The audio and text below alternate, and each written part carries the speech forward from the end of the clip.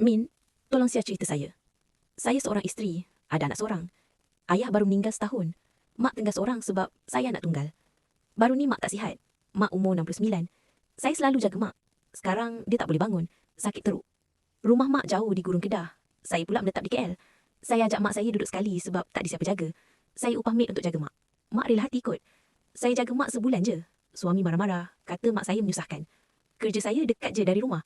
Saya boleh balik kejap-kejap tengok mak. Saya pun kerja gaji dalam 4K++. Pampers, segala ubat dan susu mak saya yang tanggung. Tak ambil duit suami. Dia marah-marah depan mak saya. Kami bergaduh teruk. Dan dia suruh pilih mak atau dia. Kalau pilih dia, hantar mak rumah orang tua. Saya tak sanggup. Mak saya ada saya seorang je lagi.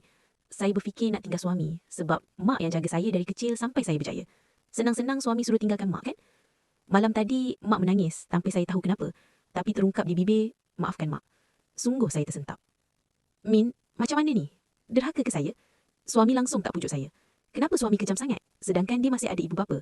Saya kata dekat suami, tanggungjawab saya juga mak. Dan suami jawab, kalau mak tanggungjawab awak, kenapa kahwin dengan saya? Luluh hati saya, Min. Habis tu semua perempuan dalam dunia ni kahwin semua kena tinggalkan mak ke, Min? Sedangkan saya selalu bantu mak bapak dia. Ini pula dibalas. Jujur sebelum ni saya bahagia. Tiada masalah. Namun ini ujian berat buat saya. Tolong kawan-kawan bagi cadangan untuk saya.